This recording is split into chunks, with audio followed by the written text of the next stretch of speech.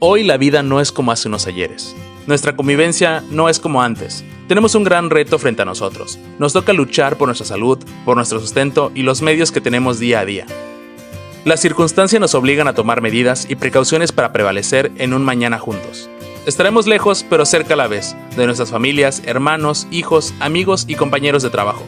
Por eso asegúrate de seguir las medidas necesarias, lavando constantemente tus manos, utilizando equipo de protección y sobre todo manteniendo una sana distancia unos con otros. Cuídate sin importar dónde te encuentres. Seguir estas indicaciones nos asegura un mejor mañana y un pronto reencuentro con tus seres queridos. Al cuidarte tú, nos cuidas a todos. Todos somos Ancona.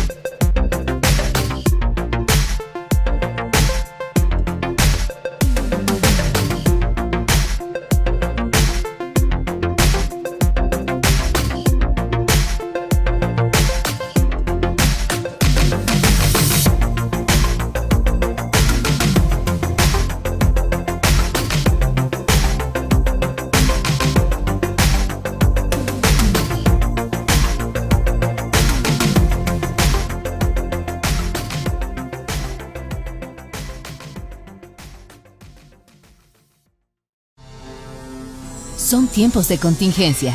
Hay que quedarse en casa para proteger tu salud y la de todos. Sigue estos sencillos consejos para mantenerte sano. Aliméntate de manera saludable. Limita el consumo de alcohol y de bebidas azucaradas. No fumes. Haz ejercicio. Convive con tu familia. Comparte las labores de la casa. Escucha música, lee y juega con tus hijos. Para más información, visita coronavirus.gov.mx. Y quédate en casa. Gobierno de México.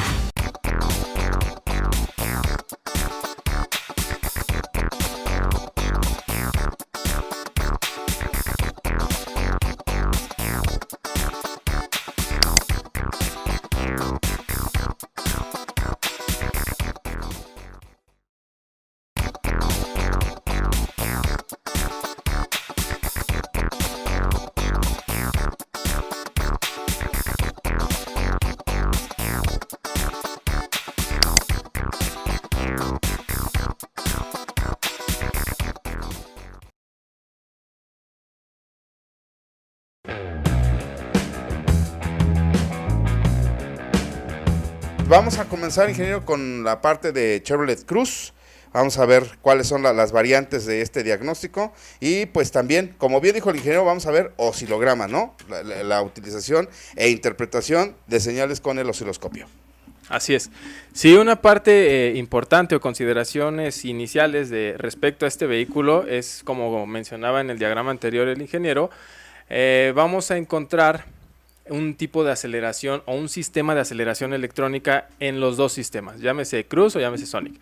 El control de estas dos componentes o digamos de este componente para ambos vehículos es muy similar, ahí sí no tenemos tanto problema, ¿no? Mencionábamos algo acerca de las principales diferencias, pero en este caso su diagnóstico principalmente va a ser muy similar. Bien, lo primero que debemos de tener en cuenta al revisar este tipo de sistemas de aceleración electrónico es que, por ejemplo, son motores eléctricos o electrónicos bidireccionales. Es importante conocer este punto debido a las pruebas, ¿no?, que podemos realizarle. Muchas veces en solenoides, digamos, simples, estamos acostumbrados a probarlos inclusive con voltaje directo, ¿no?, de batería. O sea, ponemos alimentación directa y le damos por ahí pulsos, ¿no?, pero nosotros físicamente. Bueno, para este tipo de sistemas tenemos que descartar totalmente ese método de operación, ya que si nosotros lo alimentamos de esa manera, es muy probable, o lo más probable es que se dañe. Entonces, ¿por qué pasa esto? Pues bueno, su alimentación sí va a ser de corriente directa, pero no va a ser un voltaje constante. No sé si quede un poco claro, lo vamos a ver en esta parte. O sea, sí trabaja con 12 volts, pero no van a ser directos. No vamos a tener en ningún momento los 12 volts y tierra directamente en el motor electrónico, sino que se va a controlar con pulsos. Y además hablábamos de que es un motor electrónico bidireccional, o sea que tiene la facultad de girar tanto en sentido horario como en sentido antihorario. ¿Cómo va a ser que logre este movimiento? Este movimiento, un sistema electrónico de este tipo, pues bueno, a grandes rasgos se va a controlar con un puente H. Esta configuración o este arreglo de transistores va a ir directamente en el módulo de la computadora, en el módulo de control de aceleración. Y lo que va a suceder es que, por ejemplo, si nos vamos aquí al diagrama, vamos a tener una alimentación constante, ¿no? Los 12 volts a los que estamos acostumbrados. Y la tierra, digamos, también va a ser constante, pero en este punto. De hecho, ya si nos vamos a analizar la activación y desactivación de todo el sistema, un puente H va a funcionar a grandes rasgos de la siguiente manera. Necesita un driver, en este caso, o sea, no va a ser nada más controlado directamente con esta alimentación y tierra, sino que el driver de la computadora lo que va a hacer es activar una señal de avance o una señal de retroceso, o lo podemos llamar señal de giro en sentido de las manecillas del reloj y sentido inverso. ¿Qué va a suceder? Cuando se active la señal de avance, por ende, se va a activar este transistor, ¿no? Y este transistor a su vez va a activar este circuito, que es el superior izquierdo y el inferior derecho, ¿ok? Si ya nos vamos a analizar el flujo de corriente, tenemos que los 12 volts van a llegar por aquí. Aquí no tenemos activación, la activación la tenemos de este lado, por lo tanto el flujo se va a ir en este sentido y va a cruzar de esta forma por el motor electrónico y a su vez se va a ir ya directamente hacia la tierra, pero por este camino o por este sentido de flujo de corriente o de voltaje, como gusten llamarlo, ¿ok? Eso va a pasar cuando yo active este transistor con mi señal de avance, o la computadora, mejor dicho. Cuando se active ahora la señal de retroceso o de giro inverso, pues bueno, evidentemente este transistor se va a desactivar y ahora voy a tener energizado este lado del sistema. ¿Qué sucede? Que este a su vez va a activar el transistor superior derecho y el inferior izquierdo, ¿no? La alimentación ahora se va a dejar de suministrar en este punto y ahora va a tomar este sentido para poder acceder hacia el mismo motor eléctrico, pero ahora en sentido inverso. Si se dieron cuenta, en el flujo anterior era de izquierda a derecha, ahora va a ser de derecha a izquierda y por ende ahora va a girar en sentido inverso, ¿ok? Pero a eso todavía tenemos que sumarle que no es un voltaje constante, sino que es un tren de pulsos controlado, un ancho de pulso modular, ¿ok? Una señal cuadrada o señal PWM, ¿ok? Pues bien, a grandes rasgos es de esta forma que va a trabajar el sistema electrónico de un Chevrolet Cruze, Chevrolet Sonic y de hecho de la gran mayoría de sistemas de aceleración electrónicos. Y en el caso en el que ya no se realice esta conmutación para la inversión de giro del motor, pues bueno, ya va a tocar reparar la computadora en el caso de que sea posible. Del caso contrario, pues va a ser reemplazarla, ¿no? Completamente. Pues bien, eso en la parte de control, pero ahora físicamente, ¿qué va a ser lo que yo pueda revisar ya directamente en mi diagnóstico? Pues bueno, del lado izquierdo tenemos el diagrama unifilar, en el cual nos indica que se va a dividir en dos sistemas, ¿no? A grandes rasgos. Todo esto es el módulo electrónico del cuerpo de aceleración y lo voy a tener dividido en dos, la activación o accionamiento de motor electrónico y voy a tener la parte del monitoreo. ¿Okay? Van a ser o seguir siendo señales de posición de acelerador como hasta anteriormente en sistemas mecánicos, pero ahora vamos a tener dos. Esto principalmente para tener un monitor continuo activo y tener una señal teórica ideal para su monitoreo constante. En el caso de que se pierda cualquiera de estas dos señales, inmediatamente me va a prender un testigo de alerta y va a desplegar un código de falla. ¿Okay? Pero bueno, ¿Qué nos dicen las especificaciones o qué puedo yo revisar de este sistema? Pues que el TPS principal o el primario con la mariposa totalmente cerrada me marque de 0.5 a 1.2 volts, ¿no? Digamos el rango es un poco amplio, pero generalmente lo vamos a encontrar en el rango inferior, o sea, en 0.5, ¿ok? 0.5, 0.6. En ese mismo instante en el que la mariposa esté cerrada, el TPS2 o secundario me va a marcar una relación de 4.5 volts. Entonces aquí ya sacamos la primera señal teórica de monitoreo, es que la señal del TPS1 más la 2 me dé como resultado una sumatoria teórica de 5 volts, ¿no? Siempre lo más cercano. En el momento en que la computadora o el monitor detecte que esta relación ya no se cumple, en ese momento es cuando nos va a desplegar un código de falla, ¿ok? Estas dos señales van a ir avanzando de forma inversamente proporcional, por lo cual vemos que con la mariposa totalmente abierta ahora se invierte en los voltajes y voy a tener 4.5 y en el secundario voy a tener el 0.5 que veíamos inicialmente, ¿no? Entonces una señal va a ir en pendiente positiva y la otra en pendiente negativa, siempre respetando esa relación, ¿no? De 1 más 2 igual a la señal de 5 volts, ¿ok? Cuando no se cumple los códigos de falla que vamos a encontrar al momento de escanear, principalmente me puede desplegar un 0120 que es TPS1 fuera de rango, o un 0220 que únicamente es lo mismo pero cambia el secundario, ¿no? TPS secundario. Cuando la correlación o señales no concuerdan entre uno y otro, me va a desplegar un código P2135, muy común en este tipo de sistemas, ¿no? Electrónicos, por supuesto. Y cuando el desempeño del control o activación del motor no se está cumpliendo, me puede llegar a generar o a desplegar este código de falla, P2101. Entonces, todo lo que sea relacionado al control o al monitoreo de estos sistemas, inmediatamente me lo va a desplegar con un testigo de alerta y obviamente a generar un código de fallo. A grandes rasgos, esto es lo que vamos a revisar en este tipo de manera eléctrica, por así decirlo, porque la parte física pues también ya es importante, ¿no? Nos regresamos tantito a este diagrama. La parte física que involucra pues que el obturador no esté obstruido con exceso, por ejemplo, de suciedad, aceite, grasa, etcétera.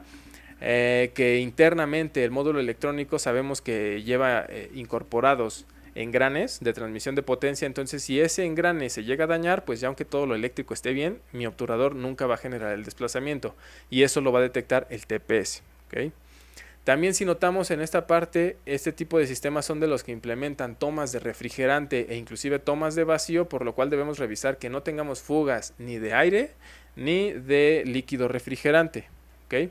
Muchas veces el refrigerante, cuando no utilizamos el adecuado o no tiene las especificaciones correspondientes, empiezan a sulfatar, empiezan a picar inclusive el cuerpo de aceleración, ¿no? El cuerpo en sí, la parte digamos metálica. Entonces, ¿qué sucede? Se puede llegar a perforar y ese mismo refrigerante puede ingresar a las cámaras. Entonces ahí ya vamos a tener un problema más grave. O si no, en el caso más sencillo, por así decirlo, únicamente vamos a tener pues fuga de líquido refrigerante, lo cual evidentemente también se tiene que reparar. Y bueno, ¿cómo va a accionarlo la computadora o a quién le va a hacer caso? Pues seguimos siendo nosotros, ¿no? Como usuarios. Este tipo de sistemas a ser electrónicos pues también implementan un sensor de posición del pedal directamente en el pedal de aceleración, ¿no? Vaya la redundancia. Para lo cual aquí tenemos el diagrama unifilar, nos dice que en este caso van a ser dos sistemas independientes de monitoreo, o en este caso de envío de señal, el cual se van a alimentar ambos con 5 volts, pero de manera independiente. Aquí no es compartida como en los TPS, por ejemplo, la tierra también va a ser independiente para cada uno de ellos, y finalmente voy a tener una señal variable, ¿no? Aquí nos lo marca como digamos resistencia variable, no son de efecto Hall estos pedales, sino que es de tipo resistivo. ¿Qué voy a revisar yo al momento de realizar mi diagnóstico? Pues que el APP primario o el principal, con el pedal totalmente liberado, me va a marcar una relación de voltaje de 0.5 a 1 volt, ¿okay? Liberado. Mientras que el secundario me va a marcar 0.3 a 0.8. O sea, si se dan cuenta, es un rango un poco inferior.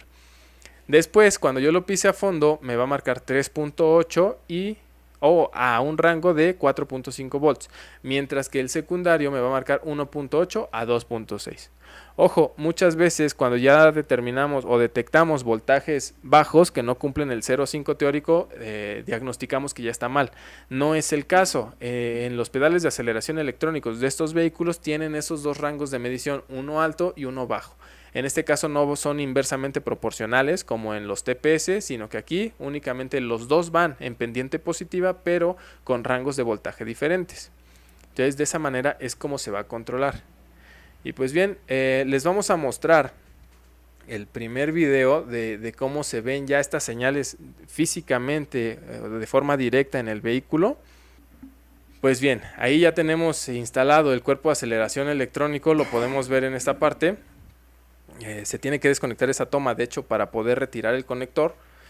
Y la prueba inicial que vamos a hacer es simplemente verificar que me esté llegando lo necesario en el conector para que el cuerpo pueda trabajar, ¿no? Esta prueba la voy a realizar con switch abierto, motor apagado. Debo de tener a la mano un escáner para poder borrar el código que se va a generar después, ¿no? Por la desconexión. Notamos que en el pin número 1 tenía una relación de 4.7, en el 2 una de 5. Después tengo esa relación nuevamente, 4.7. Aquí ya encontramos una tierra. De hecho, en este caso los pines iban numerados ahí directamente en el conector del 1 al 6. Después tenemos otra referencia. Y finalmente una tierra, ¿no? Compartida en el pin número 6. ¿Ok? Entonces, uno por uno, eso es lo que nos va a entregar únicamente con switch abierto. Ahora, ¿qué vamos a encontrar ya al momento de graficar las señales? Pues bien, ya tenemos conectada la punta del osciloscopio. No es necesaria una atenuación, ya que tenemos una señal digital, tal cual. Y el vehículo en marcha mínima, noten el tipo de señal, ¿no? Aquí tengo yo mi cero lógico, o el cero digital de voltaje. Y noten que sí hay una cierta conmutación. O sea, esto es en marcha mínima, pero cuando yo acelero el coche y se realiza esa conmutación, ya tengo ahora el mismo tren de pulso, pero digamos en la zona de voltaje positivo, ¿no? Por decirlo de alguna forma. Aquí realizamos una captura de pantalla para poder analizarlo un poco mejor. Notamos que el tren de pulsos es de frecuencia variable, de amplitud modulada y es una señal cuadrada de 12 volts. Ok. Esa señal es la que se va a presentar cuando yo acelere el vehículo. ¿Por qué? Porque necesitamos que el obturador gire en sentido horario. Cuando suelto el pedal de aceleración, la posición por default del cuerpo no es la de ajuste de marcha mínima. Lo que se busca con esa señal o tren de pulsos negativo, vamos a llamarle, es ajustar marcha mínima. ¿Okay? Entonces tenemos la fase de aceleración y la fase de marcha mínima. En este momento podemos determinar que el control por parte de la computadora está funcionando correctamente, que mi puente H está realizando la conmutación de manera ideal. Y pues ahora lo que tenemos que revisar precisamente es el monitoreo. Vámonos ahora a la parte de los sensores TPS. Aquí voy a utilizar dos puntas para revisar las dos señales al mismo tiempo. Y bueno, en este caso nos vamos a pasar al interior del coche para que podamos notar con más claridad cómo varían en función de las revoluciones, ¿no? Bien. Desde el momento que encendemos el vehículo o simplemente abrimos una puerta o metemos la llave al switch, tenemos ya una alimentación a ese monitor. Más adelante lo vamos a ver un poquito más específico. Ahí ya tenemos el switch abierto. Damos marcha al auto e inmediatamente comienza el monitoreo del obturador, ¿no? Si notaron, hubo una pequeña variación en el voltaje y después se estabilizó. ¿Por qué? Pues es en el momento o el tiempo en el que alcanza o encuentra la marcha mínima. Cada que nosotros aceleramos el vehículo va a suceder esto. Como mencionábamos, son señales que son inversamente proporcionales. Entonces notamos el TPS principal es el gráfico de color amarillo y el secundario es el azul. ¿Ok? Aceleramos, noten aquí, y en esta parte vemos cómo varían inmediatamente y de forma inversa o señales espejo en el voltaje, ¿no? De suministro.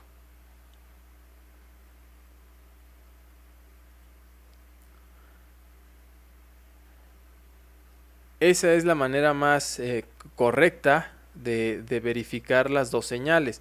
Tenemos que checar que en ningún momento haya cortes de señal, que nunca se me vaya a cero ninguna de las dos, y por supuesto que tengan esa señal espejo, ¿no? Que no vaya cada una por su lado, ¿no? Por decirlo así.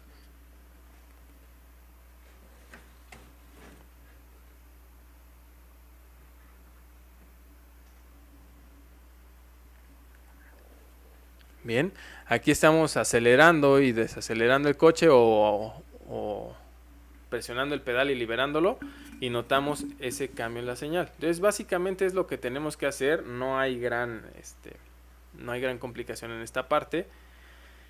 Y también vamos a notar, bueno, lo vamos a checar mejor en el siguiente video. Aquí notamos cómo el monitor se queda activo después de un tiempo, y eso nos va a comentar un poco el ingeniero Sánchez de por qué es tan importante. Claro.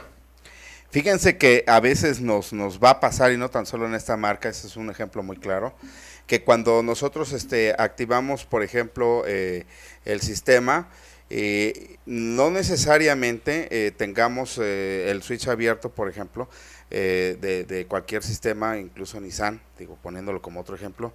Pero aquí se ve muy claro, ¿no? Nosotros podemos ver que cuando apagamos el vehículo, inmediatamente hay una respuesta, vamos a llamarla recesiva, y aunque no esté encendido el vehículo, incluso aunque no esté encendido el switch y abrimos una puerta, inmediatamente vamos a ver que el sistema se activa, ¿no? Entonces está activado, dejamos por unos 10, 15 segundos y se desactiva. Como podemos ver en la imagen del osciloscopio, está desactivado. Pero fíjense, abrimos una puerta, por ejemplo, ¿no? Y entonces inmediatamente se activa el sistema, a pesar de que está apagado el vehículo y no tiene el switch abierto, ¿ok? Entonces, cerramos nuestra puerta, tenemos ya el sistema todavía activado, fíjense. Entonces, tarda otra vez en un lapso de 10, 15 segundos y vuelve a desactivarse el voltaje. Aquí vemos el gráfico, y si volvemos a abrir la puerta, por ejemplo, de chofer, vamos a ver qué pasa. Otra vez se activa el sistema sin tener el switch abierto, y ni siquiera tenemos por consecuencia el motor funcionando. ¿A qué va este tipo de cuestión, no? Si nosotros cometemos el error, por ejemplo, en la activación CAN, ¿no? Low CAN, tenemos aquí el sistema, vamos a decir que está activo, ¿verdad? Y nosotros cometemos el error de desconectar inmediatamente el cuerpo de aceleración por cualquier cosa, no se le vamos a hacer mantenimiento, lo vamos a lavar o lo que vayan a hacer de servicio, ¿verdad? La computadora va a saber, ¿verdad?, que esto nosotros lo estamos haciendo de manera inadecuada. Entonces, esa es la consecuencia de muchos vehículos por lo cual se llega a desprogramar, le decimos nosotros, no se desprograman, más bien se protege, ¿no?, el sistema. Y entonces aparecen códigos de falla, y cuando nosotros echamos a andar el vehículo, la marcha mínima está inestable o errática, o simplemente se queda acelerado, ¿no? Es por eso, aquí se ve muy claro que los sistemas están, vamos a llamarle, despiertos, ¿no? Entonces, para que no se cometa ese tipo de errores, siempre hay que esperar ese lapso de tiempo para que se desactive el sistema CAN, ¿no? Y eso es importantísimo, les decían, hasta en los vehículos Nissan, que ahorita, pues bueno, no es el tema, pero en todos los Nissan, por ejemplo, nos ocurre eso, y siempre dicen, esos son muy delicados, se desprograman o se protegen con mucha facilidad. Bueno, pues ya vimos por qué, ¿no? El sistema CAN siempre va a estar activo en cualquier momento, ¿de acuerdo? Sí, así es, importante esta parte, ¿no? Es correcto lo que mencionan, no es que exista una descalibración directa en el obturador, simplemente se pierde la relación de voltaje y entonces el sistema se protege, ¿no? De hecho, se puede decir que para desconectar este tipo de elementos debemos esperar a que el sistema se duerma, ¿no? A que el monitor esté inactivo. Entonces, en el momento en el que ya no tenemos energización, ahí sí lo podemos desconectar, limpiar con las debidas precauciones y no va a pasar nada. Pero bueno, de aquí la importancia, ¿no?, de tener ya una herramienta de diagnóstico un poquito más sofisticada, un buen escáner, para poder realizar estos ajustes. Realmente es sencillo si se tiene la herramienta, por supuesto. Pues bien, hasta aquí la parte del sistema de aceleración electrónico.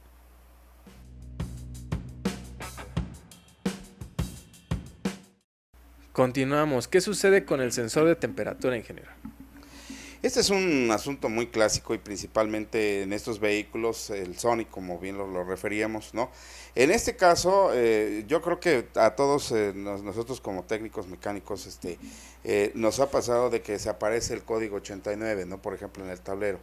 Y ya sabemos que esa es una referencia inicial de operación o de mala operación de un sensor de temperatura. Desafortunadamente en estos vehículos el sensor de temperatura del refrigerante va incrustado o viene integrado a el termostato. Entonces estos vehículos no nos permiten eliminar definitivamente el termostato, nunca lo podemos hacer, ¿no? Porque pues viene electrónico, nosotros le llamamos electrónico y aquí está la referencia, ¿no? Este código 89 siempre vamos a tener que revisar primero que en nuestro arnés conector tengamos 5 volts con nuestro multímetro, ¿verdad? Vamos a checar la llegada de 5 volts, switch abierto, 5 volts y una tierra. Y posteriormente, si nosotros queremos hacer una prueba, pues bueno, la temperatura contra la resistencia es un termistor, recuerden, ¿no? Entonces, a mayor temperatura, menor resistencia y viceversa. Entonces aquí tenemos un diferencial entre, por ejemplo, 126 grados centígrados, 75 ohms, 108 grados centígrados, 120 ohms, ¿no? 92 grados centígrados, 200 ohms, y así sucesivamente. Estos rangos nos pueden servir para un punto operativo de diagnóstico. Sin embargo, en su mayoría de las veces, ¿verdad? Recuerden que tenemos dos sensores. Uno, que estamos hablando del que va en el termostato, y otro que va en el radiador. Pero los dos funcionan de la misma forma, ¿no? Y ahí tenemos un sistema de alta y baja, por ejemplo, ¿no? Entonces, fíjense, si se protege este sistema, en ambos casos, por ejemplo, en el tablero no tan solo puede ocurrir que prevalezca el código 89. Si nosotros no hacemos caso y seguimos operando el vehículo así por cierto tiempo, vamos a ponerle un mes, 2 meses, exagerado, que sí lo hacen a veces nuestros usuarios, ¿no? Entonces la computadora va a lanzar otra vez códigos como el 84 y el 86. Gran error, porque cuando nosotros escaneemos con estas fallas en nuestro vehículo, va a aparecer como referencia el código de cuerpo de aceleración electrónico y hay una consecuencia. Esto aparece porque la computadora trata de protegerse y para no sufrir algún daño mecánico, ¿verdad? No nos deja acelerar por más de no sé, 3500 revoluciones y ahí tiene problema, ¿verdad? Entonces la computadora trata de proteger al sistema y por eso nos dice que hay una correlación de APP1 a APP2 y se refiere al cuerpo de aceleración electrónico, ¿verdad? Y en todo momento se va haciendo un conflicto mucho más grande porque no atendimos el primer código que nos desplegó, que fue el código 99 en el tablero. Entonces cuando ustedes vean el código 99 y aún así ya tienen como referencia el 64, el 66, por ejemplo, no se vayan a confundir. Hay que hacer la referencia de diagnóstico que nos acaba de mencionar el ingeniero muy claro en los videos, ¿verdad? Antes de que nosotros tratemos de cambiar o el pedal o el cuerpo de aceleración. No tiene nada que ver, entre comillas, bueno, pues la consecuencia es esto, ¿no? Empieza con un sistema de operación o de mala operación en cuanto al termostato y terminamos, ¿verdad?, viendo códigos que nos llevan a confundir el cambio de un cuerpo de aceleración, pero ya tenemos los parámetros, ojalá que esta información sí les sirva para hacer un buen diagnóstico y solucionar el problema. ¿Ok? Claro. Bien, de hecho, dentro de los factores externos que me pueden ocasionar este tipo de problemas, inclusive están las válvulas de vacío, ¿no? De donde toma precisamente vacío el booster, por ejemplo. Más adelante ya en el sistema de Sonic lo vamos a ver un poquito más evidente, pero todo este tipo de válvulas, cuando ya tienen, digamos, fisuras, como son plásticas realmente, llegan a tener fisuras ya con el paso del tiempo por uso normal, y en ocasiones pues no, una de dos, o no sabemos que las implementa o de plano no las encontramos en el sistema y puede estar fugando vacío por ahí. Lo más evidente es que ya en un ciclo de conducción, digamos un poquito más de 10-15 minutos, me va inclusive a prender el testigo del ABS y voy a empezar a tener problemas de aceleración, como si yo tuviera ya un cuerpo de aceleración dañado. Voy a tener marcha mínima inestable o de plano el motor va a estar acelerado, no va a encontrar su ralentí. Aquí lo que sucede es que los códigos de falla pues nunca me van a detectar directamente una fuga de vacío en ningún sistema, o bueno, digamos hay unos cuantos que sí te dan esa opción, pero en este caso únicamente me va a desplegar códigos de cuerpo de aceleración o de velocidad en ralentí y códigos o avisos del sistema de ABS. No tenemos que empezar a reemplazar componentes, hay que checar primero este tipo de válvulas, ¿no? Ok, y bueno, miren, la operación, por ejemplo, ahorita vamos a ver el video de cómo lo hacemos físicamente, pero la gran importancia de las BBT, como les decíamos en un principio, y bueno, los que nos hicieron favor también de ver el curso anterior, pues aquí otra vez llega en una gran importancia del diagnóstico. Fíjense, sabemos que con switch abierto tenemos, en este caso del Cruz, tenemos una de admisión y una de escape, como quieran, 1 y 2, como quieran llamarlo ustedes, ¿no? Y bueno, checar con nuestro multímetro switch abierto que en nuestra línea estén presentes 12 volts en cada una de ellas. 2, podemos verificar su resistencia, el rango es de entre 5 y 13, recuerden que es un solenoide, ¿no? Entonces podemos checar su resistencia. Y sabemos que esas válvulas van a estar operando. Sin embargo, nos puede desplegar códigos de falla y principalmente yo creo que la causa más común es cuando nosotros hacemos el servicio de cambio de banda de distribución, ¿no? Eso es importantísimo en los dos casos Sony Cruz, ¿no? Pero si no tenemos la herramienta adecuada para trabar los árboles o para poner a tiempo este vehículo, nos puede suceder, ¿verdad? Recuerden que a veces, o más bien en estos carros pueden traer el engrane loco en los árboles de levas, ¿no? Entonces hay que hacerlo con herramientas adecuadas, ¿no? Si se nos llega a brincar un diente, la principal, digamos, causa, ¿verdad? Del diagnóstico es que se va a referir ahora no tan solo al sistema operativo de este tipo, nos va a decir que hay un problema en el sensor de árbol de levas en el banco 1 o correlación en el sistema y nos da los dos códigos, sensor de posición de cigüeñal y sensor de árbol de levas, ¿no? Pero la lógica es, ¿arranca mi vehículo? Sí arranca. Bueno, no tengo que, digamos, reemplazar ninguno de los dos sensores. Más bien tengo que revisar la parte mecánica a ver qué pasó.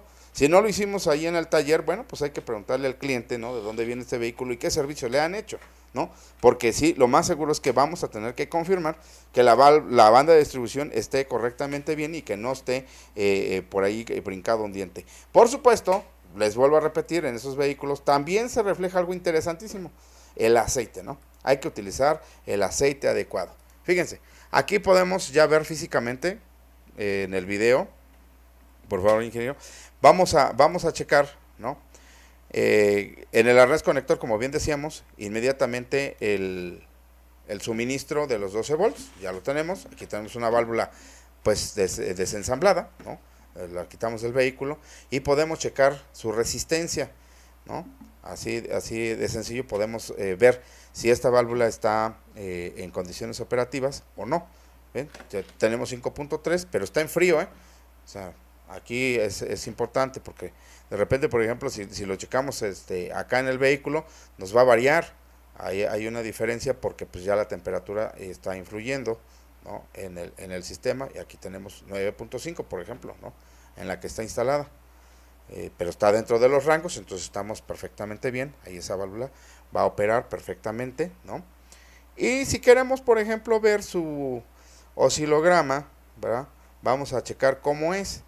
Nosotros en este caso pues vamos a dar marcha al vehículo, ¿no? Vamos a ver de qué se trata el envío de señal que nosotros podemos tener, y nos damos cuenta que es un tren de pulsos, ¿eh? Aquí es un tren de pulsos que vamos a checar como una señal de onda cuadrada, ¿no? Y nosotros vemos el régimen o punto de aceleración y ahí está actuando el sistema BBT, ¿no? Nos está dando la parte proporcional de ángulo o movimiento del árbol de levas, ¿de acuerdo? Entonces, si nosotros queremos checar si funciona o no funciona una válvula BBT en buenas condiciones, pues aquí es sencillo, ¿no? Tenemos el tren de pulsos, vamos a ver de dónde a dónde lo hace en esta parte de nuestro diagnóstico. Es bastante sencillo, ¿no? Aquí vamos a a checar tanto admisión como escape, podemos hacer lo mismo, ¿no? Tenemos el mismo régimen de control. Esto es por medio de, les vuelvo a repetir, de un tren de pulsos, ¿no? Aquí tenemos admisión y este es escape, ¿de acuerdo? Entonces, ambos sistemas los podemos checar de esta misma manera y con eso podríamos concluir un buen diagnóstico. Así es, sí, de hecho es bastante completa esta parte, tener en mente el régimen de resistencia en el que van a manejar o van a estar trabajando este tipo de sistemas. Es importante revisarlo en frío, porque como pudimos ver, de hecho el vehículo en el momento de checarle la resistencia a la válvula no llevaba mucho tiempo de funcionamiento, era un par de minutos si acaso, y pues como cualquier solenoide al ser activado genera calor, ¿no? Ya un calor excesivo por un alto consumo de corriente sí es malo, pero que se calienten este tipo de componentes en cierta medida al momento de su activación es completamente normal. Y eso evidentemente me va a modificar el rango del que estamos hablando, ¿no? De resistencia en este caso. Y pues bueno, una vez que tenemos esa fase de activación de las válvulas BBT, de adelanto o atraso del tiempo, en este caso de apertura y cierre de válvulas, recordando, digamos, los conceptos básicos, retrasar lo más posible el traslape valvular o el tiempo de apertura y cierre de válvulas me va a dar una mejor eficiencia de combustible, o sea, va a gastar menos gasolina. Y a altas revoluciones, mientras mayor sea mi traslape valvular, o sea que las dos válvulas, tanto de admisión como de escape, estén abiertas, mientras mayor sea ese tiempo, voy a tener mejor demanda de potencia, ¿ok? Pero como cualquier sistema de accionamiento en el motor necesita un monitor. En este caso van a ser los sensores de árbol de levas. Ya los vemos aquí en pantalla. De hecho vamos a tener dos, el A y B, o podemos decirlo trasero y delantero. En este caso es admisión, o el que me va a estar monitoreando el árbol de admisión y el que me va a estar monitoreando al árbol de escape, ¿ok? Ambos sensores son de tipo magnéticos, de efecto Hall. Voy a tener 3 vías, como bien me lo menciona aquí el diagrama, en la cual voy a tener en el número 1, por ejemplo, 5 volts, que es la referencia de alimentación hacia el sensor Hall. Después voy a tener una tierra, que va a ser común en este caso, y la señal en el pin número 3. De hecho, si ya quiero revisarlo yo directamente en la parte de la computadora, podemos ver los pines en los que los voy a checar. Pero el sensor A, por ejemplo, también me marca lo mismo, simplemente cambian los pines en los que yo lo voy a revisar, pero siguen siendo 5 volts, tierra y una línea de señal, ¿ok? De esa forma trabajan los sensores de árbol de levas, o va a ser su método de operación, y nos hace falta uno más. ¿Cuál es? Pues el CKP, ¿no? El sensor de posición de cigüeñal. En este caso sigue siendo un captador magnético tipo efecto Hall, por lo cual va a ser de 3 vías para este tipo de diseño. Aquí cambia, por ejemplo, su relación o digamos alimentación y señales respecto al conector del sensor. En el pin número 1 ahora yo le voy a checar la señal, en el 2 o el central sigue siendo tierra y el 5 va a ser mi referencia de 5 volts de alimentación, ¿ok? Y pues bueno, la señal digital que vamos a encontrar en el vehículo, de hecho va a ser muy similar a lo que hemos estado viendo. Vamos a pasarnos a los videos. Y aquí lo tengo, ¿no? Los voltajes. Lo mismo, con switch abierto, motor apagado, voy a revisar que le estén llegando las señales que me estaba indicando mi diagrama unifilar. Y por ejemplo en el pin número 1 ya encuentro mis 5 volts. Me paso al pin central, tengo mi referencia cero, o tierra. Y finalmente, en el tercer pin, que se supone es el de señal, yo también voy a tener una relación de 5 volts, pero porque no tengo un circuito cerrado de medición. En el momento en el que yo lo conecte, se va a cerrar este circuito y ahora sí voy a tener una referencia variable, ¿no? Lo mismo con el otro conector, con el de admisión. Tengo 5, tengo tierra y finalmente mi ciclo de activación. ¿Ok? Con esto confirmo, ojo, que sí me están llegando las alimentaciones, pero en caso de haber un falso contacto es muy difícil determinarlo de esta manera. Aquí sí, lamentablemente, pues es necesario en la mayoría de los casos verificar línea por línea, que no tenga pérdida de aislamiento el cable, por ejemplo, que no se esté aterrizando a chasis también, porque eso, una de dos, o nos va a volar algún fusible o... Bueno, en este caso que no tiene alto consumo, generalmente es directo de computadora, pero sí nos va a generar ruido en la señal y por ende va a desplegar código de falla de este sistema. ¿Ok? Bien, ahora nos vamos ya al oscilograma, ya tenemos las dos puntas, la terminal de en medio va a tierra, aquí abrimos el switch e inmediatamente tenemos los 5 volts de activación en los dos y en cuanto damos marcha, comenzamos a ver esa señal, ¿no? La diferencia es que esto no es un tren de pulsos enviado de la computadora hacia el sensor, sino que es una señal generada del sensor respecto al reluctor de cada uno de los engranes, tanto del árbol de levas como de admisión, como de escape, ¿ok? El de admisión en este caso lo tenemos en el canal número 1 o la línea amarilla.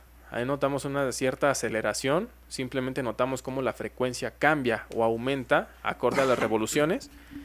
Y el canal número 2 es mi referencia del árbol de levas de escape.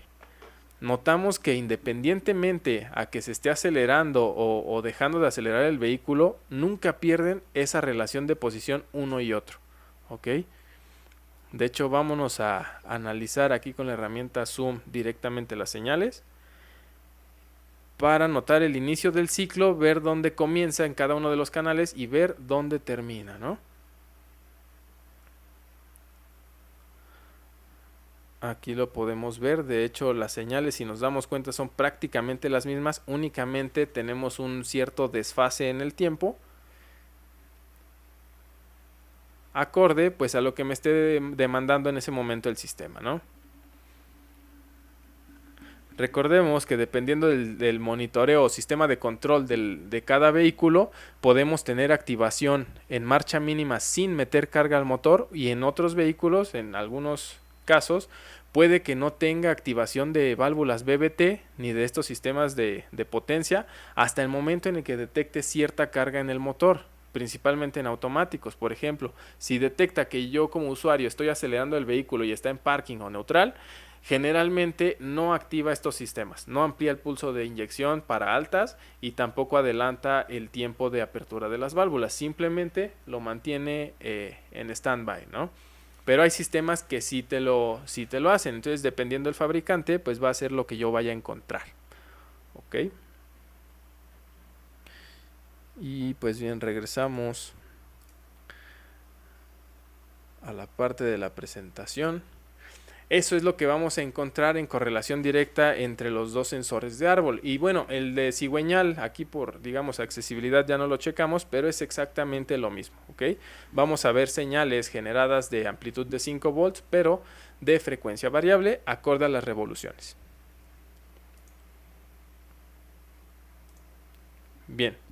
Pasamos al siguiente elemento, ingeniero, el sensor de oxígeno. ¿Cómo trabaja en estos sistemas? Bastante interesante, de repente nos ha confundido mucho en el diagnóstico. Este sensor de oxígeno que para empezar es un sistema convencional, su resistencia va de, no sé, de 3.5 a 5 ohms como máximo, por ejemplo, y recordemos, aquí es de 4 líneas, aquí tenemos su diagrama unifilar también, ¿no?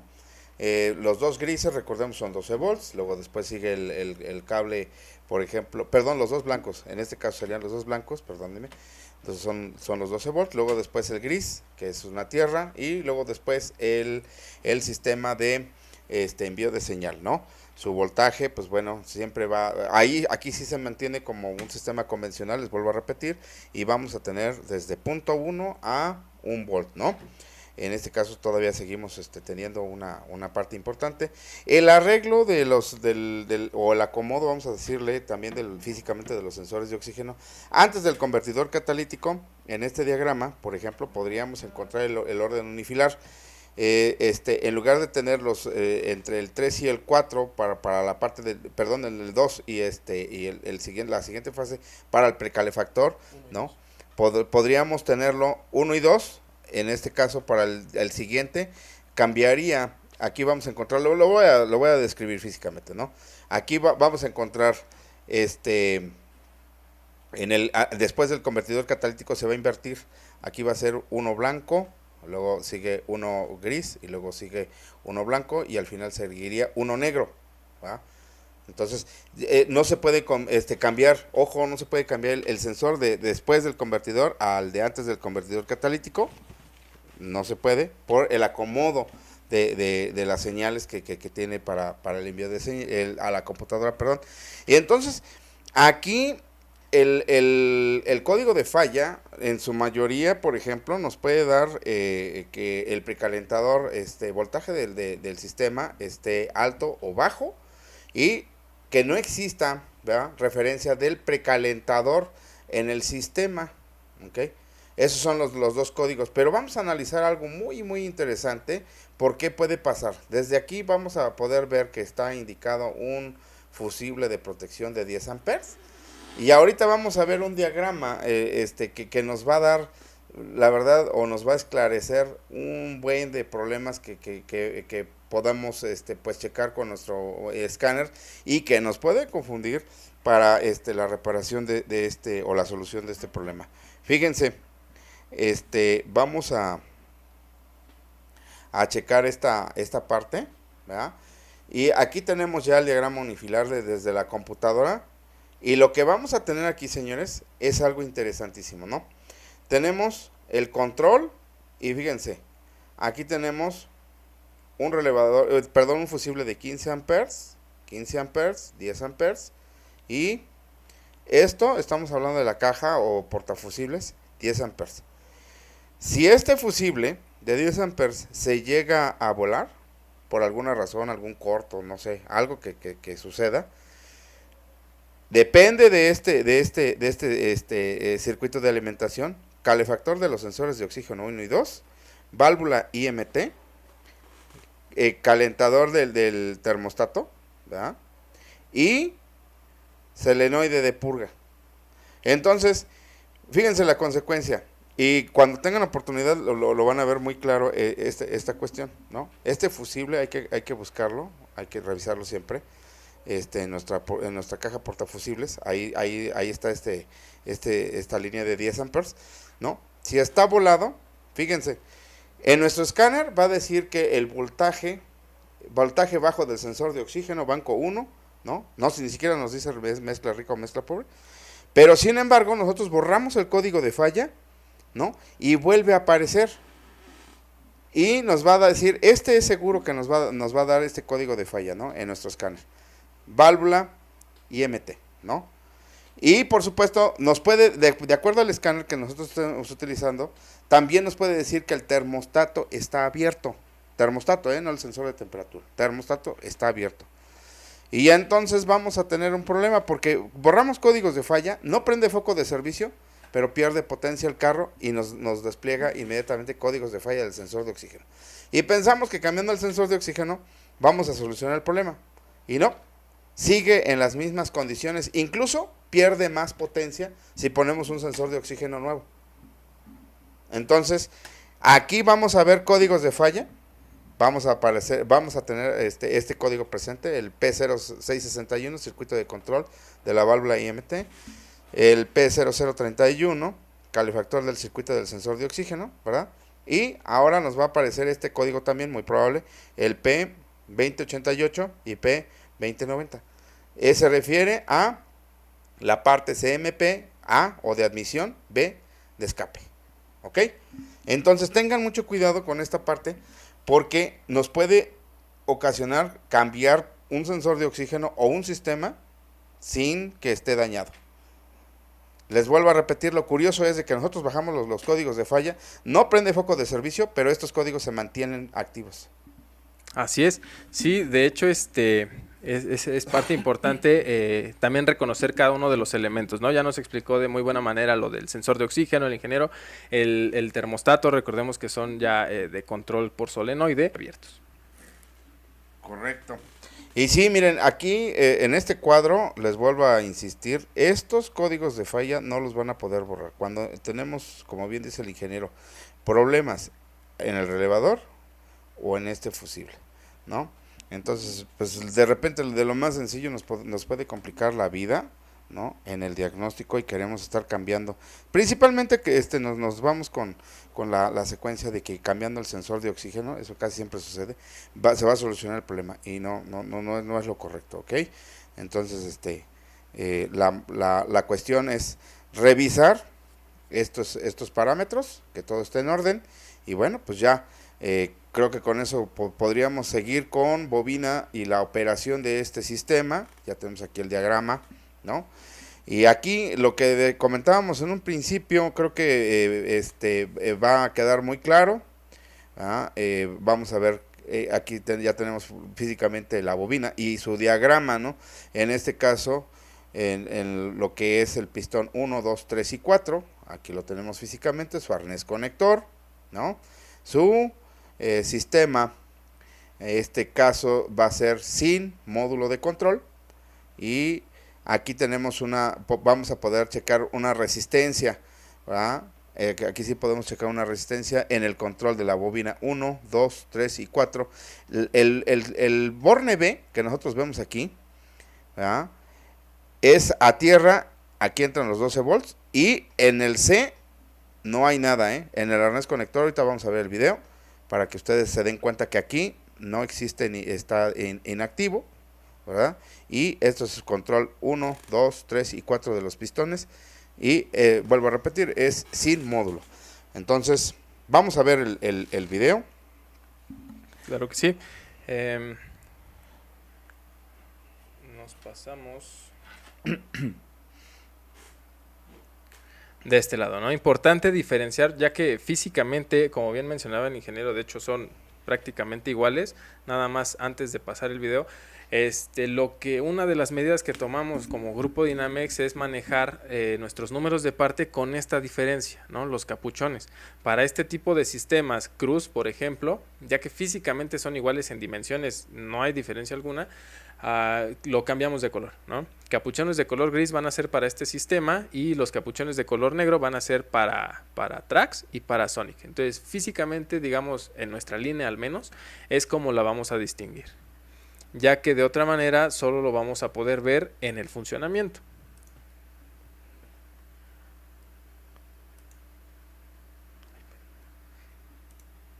Bien, vamos a hacer lo mismo, ¿no? De hecho, switch abierto, motor apagado, al igual que en las pruebas de los casos anteriores. Notamos ahí los cables de alimentación, ya tenemos el multímetro en rango de voltaje. El número 1 que nos comentaba el ingeniero de alimentación, encontramos los 12 volts directos de batería. Número 2, tierra chasis o referencia 0. ¿Okay? El número 3, noten que es errático, dado que ni siquiera tenemos cable en esa línea. Si pueden verlo, está inutilizado, al igual que nos lo mencionaba el diagrama. De ahí en fuera ya nos vamos con los controles directamente para este sistema. No implementa módulo de ignición, en este caso en la bobina, sino que quien me va a controlar esa parte va a ser directamente la computadora. Entonces, con switch abierto y motor apagado, lo único que voy a encontrar en los 4 pines de control va a ser un voltaje portador, ¿okay? En este caso cercano a los 400 milivolts, que posteriormente me van a servir para transportar ya directamente la señal de activación del circuito primario de esta bobina. O sea, básicamente funciona como, de hecho son bobinas COP, la única diferencia es que no están totalmente independientes, sino que comparten el circuito, en este caso, de conexión, pero directamente van acoplados cada una de forma independiente a las bujías. ¿Ok? Inclusive, si nosotros nos vamos a rango de ohms, ya para checar diferencias entre una y otra, notamos que ahí tenemos la bobina de capuchones grises. Vamos a revisar directamente resistencia en esta parte, que es en la alimentación del primario referente a cada uno de los bornes. Ahí acomodamos bien, para que puedan ver el rango, ¿no?, de resistencia que me va a marcar. ¿Okay? Entonces, con cada uno de los bornes particulares de cada bobina, lo checo yo directamente con mi borne donde me va a llegar la alimentación, y todas ellas me deben de marcar una referencia de 0.5, 0.6, aproximadamente, ¿ok? Entonces ahí tenemos ya las 4 señales o los 4 valores, 4 parámetros de resistencia que me dan respecto al borne de alimentación. Ojo, ¿ok? Esto es con un sistema sin módulo específico para este vehículo, para el Cruz. Ahora, si me paso yo al sistema del Sonic, noten que físicamente son muy parecidas. De hecho, de equipo original creo que no cambian los colores. No. Nosotros tomamos esta medida para diferenciarlas, digamos, de manera un poquito más sencilla.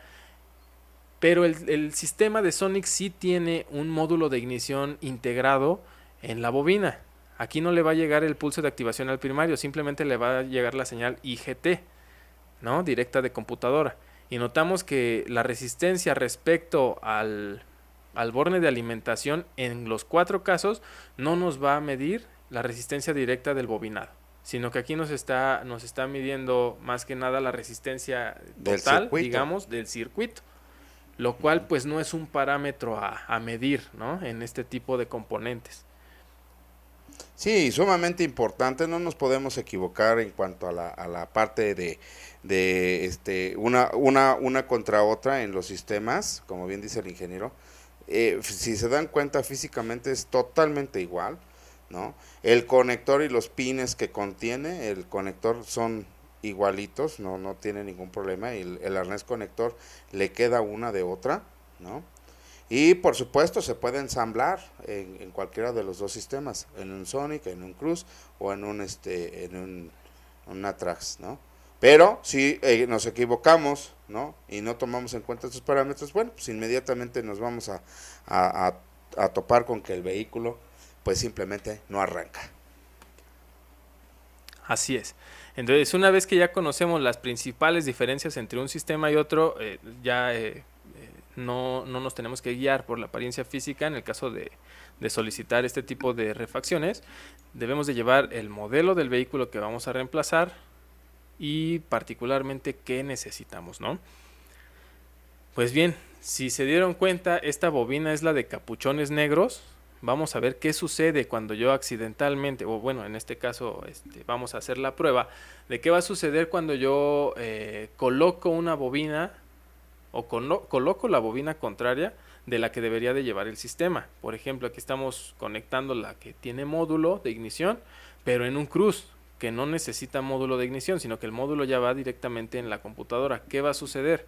Bueno, físicamente acopló, el conector entra, no tiene detalle alguno, pero evidentemente pues no va a funcionar, ¿no? Yo le estoy tratando de dar marcha al vehículo, pues simplemente, o sea, sí, la marcha me hace girar el motor, pero no va a arrancar nunca, ¿ok?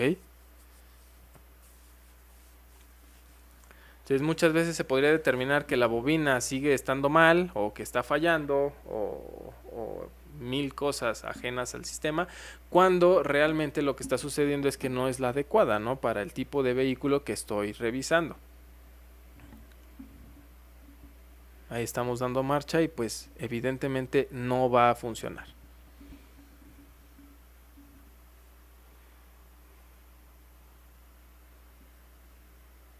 ¿Ok?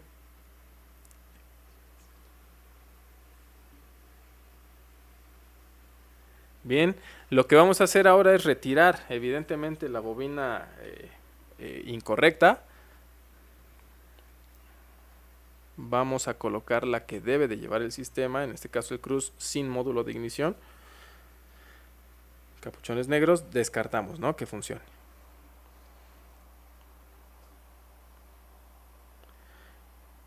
Vamos a instalar la que debe de llevar.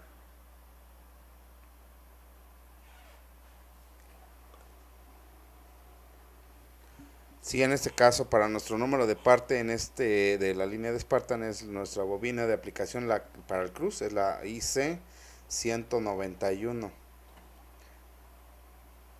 Sí, perdón, 291, perdón, es el número de parte, 291. Y la otra es la 288 para el Cruz, digo el Sonic, perdón, aquí, Sonic 288. Colocamos la bobina correcta, ¿no? Obviamente pues nos va a prender foco de servicio, ¿verdad? Porque intentamos arrancarlo con la bobina inadecuada, pero ahora ya arrancó. Ya tenemos nuestro vehículo activo, pero con foco de servicio prendido.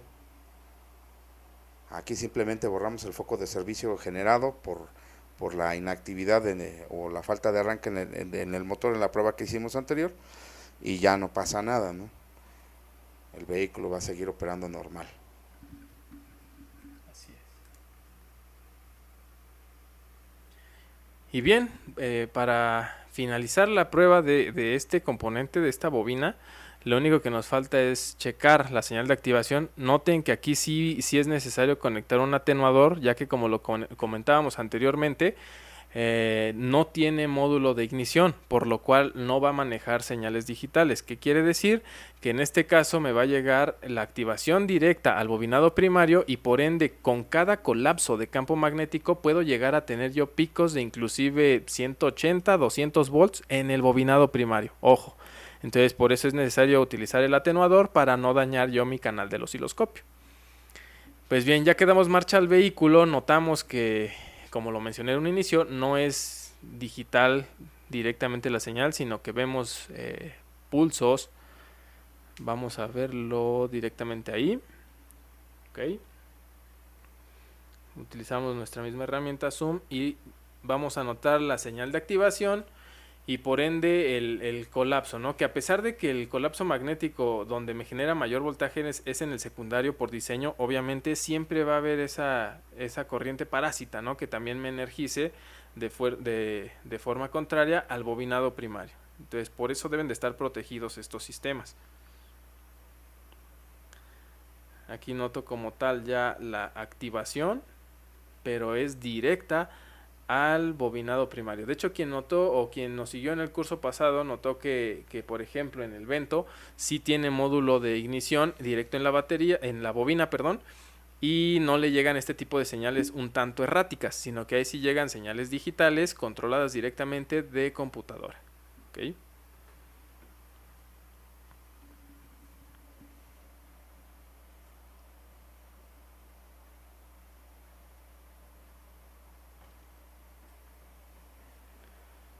Bien, aquí lo único que estamos checando es que se cumpla directamente el tren o la señal de activación acorde a lo que estamos teniendo de giro del motor.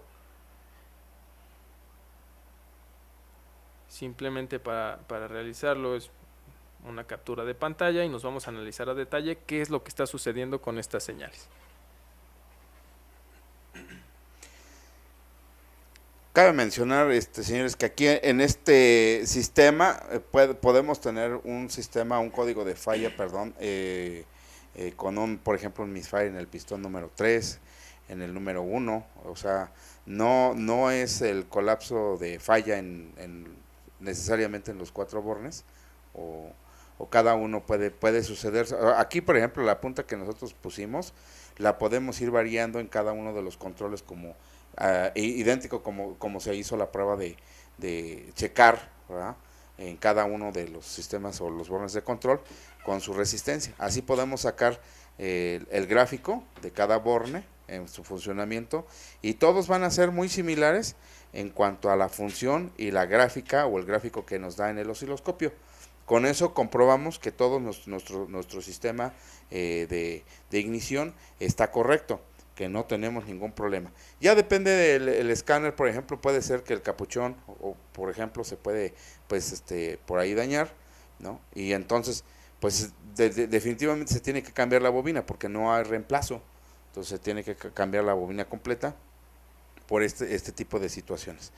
Pero ojalá que quede claro, porque cada uno de los controles en los bornes, como lo checamos en resistencia, asimismo vamos a poder checar la línea de sistema. ¿Ok? Así es. Entonces ya nada más como consideraciones generales también en esta parte, recuerden que es muy importante la cuestión de los choques térmicos, ¿no? O los cambios bruscos de temperatura. En estos casos, o para este tipo de sistemas, la bobina, por ejemplo, es fatal, ¿no? Si nosotros, por ejemplo, llegamos a nuestro centro de servicio para lavar el vehículo, engrasar y demás, y le decimos que también le lave el motor, muchas veces se utiliza pues agua a presión, ¿no? Lo cual, digamos, en las condiciones correctas no está mal, pero como nosotros vamos de un ciclo de conducción, el motor va caliente, todos estos sistemas, por lo que mencionamos, se calientan por su funcionamiento. Cuando yo le aviento agua a presión o cualquier solvente frío, pues va a haber ese choque térmico. Entonces, ¿qué va a suceder? Se va a tronar, ya sea el epóxico directamente y voy a empezar a tener fugas de corriente, o directamente el bobinado. Entonces, no lavar este tipo de motores. De hecho, algunos fabricantes recomiendan no lavar motor de plano, pero si se va a realizar, únicamente debemos de tener las precauciones y cuidar que no existan esos cambios de temperatura bruscos, ya que como cualquier cerámico se van a tronar. Lo mismo con sensores de oxígeno y demás componentes, ¿no? Entonces, descarten esa parte, y si se va a generar cierta limpieza, pues hacerlo en frío y con el debido cuidado, ¿ok? Bien, pues vamos a continuar entonces ya rápidamente con el sistema de Sonic, ¿no? Ya vamos a ver aquí algunos cambios. El primero, pues bueno, ya vimos la operación del sistema, la especificación, por ejemplo, para el cuerpo de aceleración. Aquí ya también tenemos su diagrama unifilar. Y lo mismo, la misma explicación muy clara que dio el ingeniero en un principio con el TPS1, TPS2, ¿no? La mariposa cerrada. Vamos a tener también un punto de referencia con nuestro multímetro, por ejemplo, si lo queremos checar ahí, o con datos en vivo en nuestro escáner, ¿no? En el rango de 0.4 volts a 0.6 volts, con mariposa cerrada, y con la mariposa abierta, fíjense, ahí también es una forma ascendente, como bien lo explicaba, ¿no? De 4.4 volts a 4.6, y lo mismo ocurre para la correlación en el TPS1, TPS2 con ahora TPS1 en mariposa abierta 4.4 a 4.6, y mariposa cerrada, aquí tenemos ya otra vez el cambio de 0.4 a 0.6 volts, ¿no? Entonces sigue siendo la misma relación. Aquí tenemos el diagrama unifilar. Sin embargo, ¿verdad?, podríamos ver, bueno, vamos a presentarles el video de cómo checar ahorita el sistema ya en un poquito con el oscilograma, que eso también nos va a generar, nos va a quitar todas las dudas que tengamos, ¿no? Entonces, fíjense, en el cuerpo de aceleración, ¿cómo lo vamos a poder checar? Vamos a hacer el proceso idéntico como en el Cruz, ¿no? En nuestro arnés el arnés conector, perdón. Aquí vamos a tener, recuerden que aquí viene numerado, aquí tenemos en los pines 1, 2, 3, 4, 5 y 6, ¿no? Y vamos a comenzar por checar sus alimentaciones, de qué forma nos está alimentando el arnés conector. Aquí en el pin 1, tierra, luego en el siguiente 12 volts. Aquí ya lo tenemos con la parte del sistema. En el control, pin número 3, van a ser 12.55. Aquí también tenemos el sistema de activación, ¿de acuerdo? Y vamos a ver sus referencias. Aquí tenemos ya la primera referencia de 4.9. Vamos al siguiente pin, tenemos aquí la referencia de 5.03 o 5 volts aquí, y tenemos la tierra, ¿no? Aquí ya tenemos su tierra compartida. Entonces, con eso podemos continuar con el diagnóstico. ¿Va? Vamos a continuar aquí viendo su sistema para verificar el diagnóstico, en dado caso que se requiera para lo que es el sistema como tal. Ahora vamos a verificar que estemos correctos en la función del cuerpo de aceleración.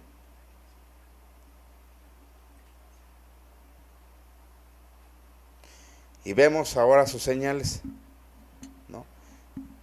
Notamos que sigue trabajando bajo el mismo principio. De hecho, aquí está en marcha mínima el vehículo. Seguimos teniendo un control con una configuración de conexión de puente H, y notamos que sigue habiendo o existiendo en este caso una inversión de polaridad para el giro, ¿no?, inverso del cuerpo de aceleración, tanto en sentido horario como antihorario. Marcha mínima, recordemos que siempre va a tratar de ajustar esta velocidad de ralentí, por ende voy a tener un giro antihorario o digamos una señal cuadrada en el rango de voltaje negativo, por así decirlo, pero es únicamente el sentido del flujo, ¿no? Cuando aceleramos se requiere ahora de un giro en sentido de las manecillas del reloj, por ende las señales o pulsos cuadrados de activación los voy a ver yo en el rango positivo, ¿ok?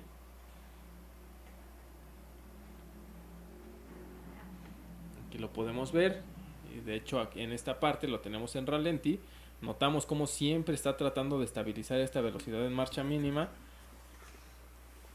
porque pues por ende se debe de ajustar cada que yo realice cierto cambio, inclusive en los accesorios, ¿no? Cuando prendo el aire acondicionado, cuando prendo el estéreo, cuando prendo luces, todo este tipo de sistemas demandan potencia del motor, por ende no puede ser una señal completamente estable, siempre debe de haber ese cambio en la amplitud del ciclo útil, ¿no? Aquí lo vemos por ejemplo en marcha mínima, como está en constante cambio, al igual que en la fase de aceleración, por obvias razones, ¿no?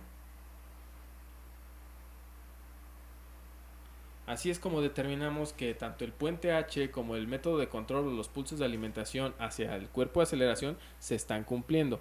En el caso de que tuviera, por ejemplo, alguna línea aterrizada chasis, esta correlación se pierde y se verían señales muy erráticas con demasiado ruido, por ejemplo. Pero como vemos un tren de pulsos con cierta estabilidad y variación en su frecuencia o amplitud, podemos diagnosticar que las señales están funcionando adecuadamente, ¿correcto? Pues bien, nos vamos al control de los TPS. El mismo caso, cuando yo abro el switch, abro la puerta y demás, voy a tener alimentación a este sistema. Vamos aquí ya directamente a la fase de control. Pues bien, aquí ya está andando el vehículo y ya vamos a tener las señales encontradas, ¿no? O espejo. ¿Vale?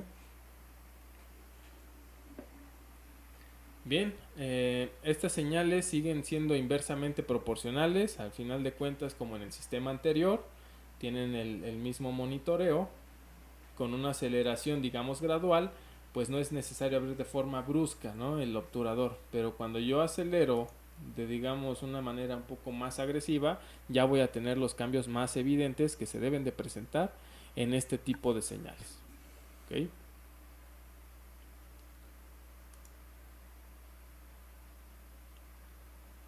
Prácticamente tenemos que esperar. Aquí está nuevamente lo que comentábamos en el video anterior del cruce, el punto en el que el sistema queda ahora bueno, no inactivo, sino dormido, no se le suele llamar, ¿ok?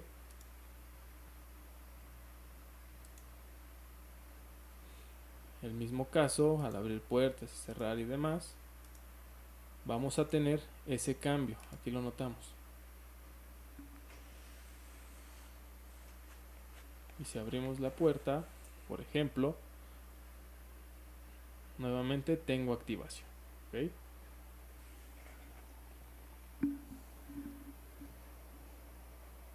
Bien, ingeniero, ¿algo que agregar?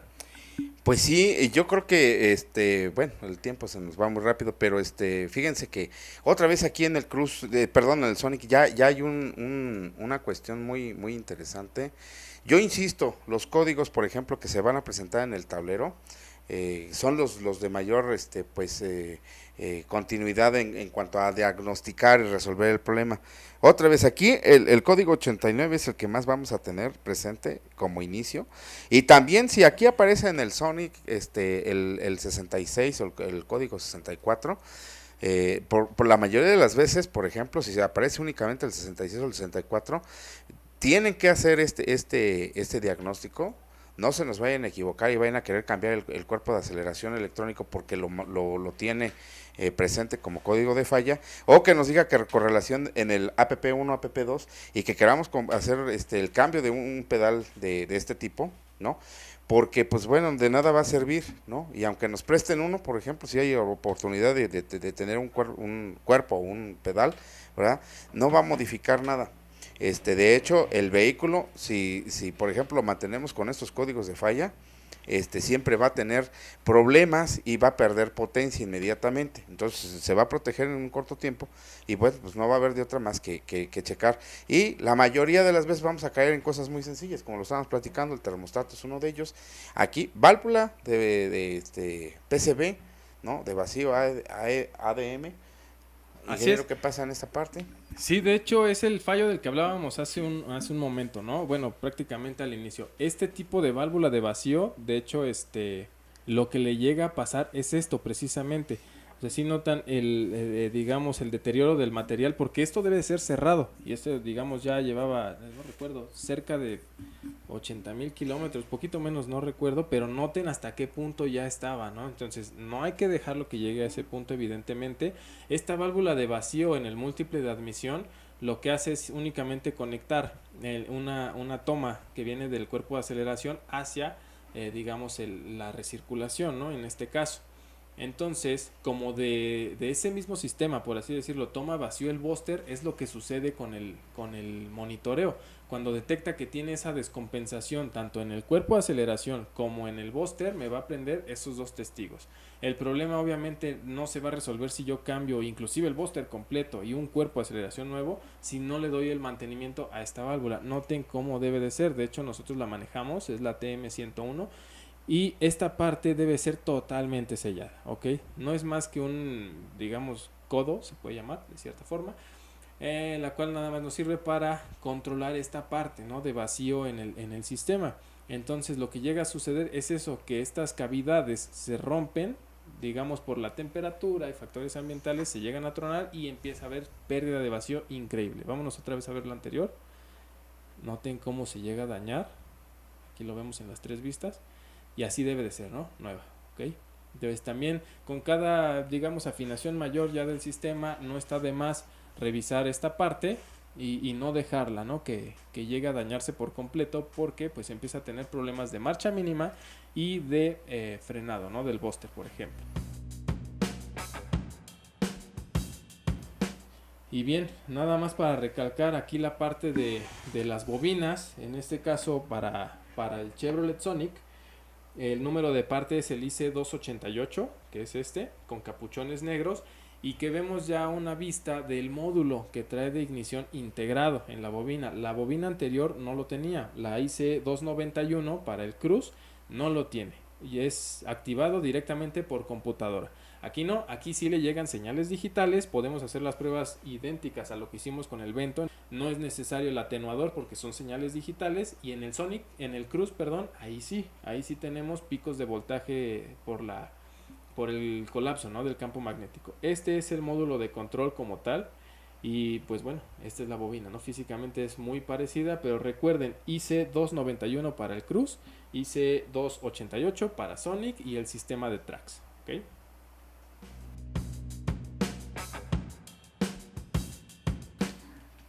Bueno, pues nada más nos queda mencionarles nuestra línea de soporte técnico en el 800-801-5042. Ahí tenemos pues abierta la parte de dudas, particularidades, por supuesto. Si nosotros, vuelvo a insistir, tenemos algún diagrama que les pueda servir para resolver algún problema, pues no lo duden, regálenos una llamada, estamos a sus órdenes. Pues bueno, de nuestra parte ha sido todo. Muchas gracias por la atención. Suscríbanse a nuestras redes sociales y estén atentos a las dinámicas que constantemente estamos lanzando para ustedes. ¿Ok? Entonces, pues sería todo y hasta luego. Hasta luego, señores.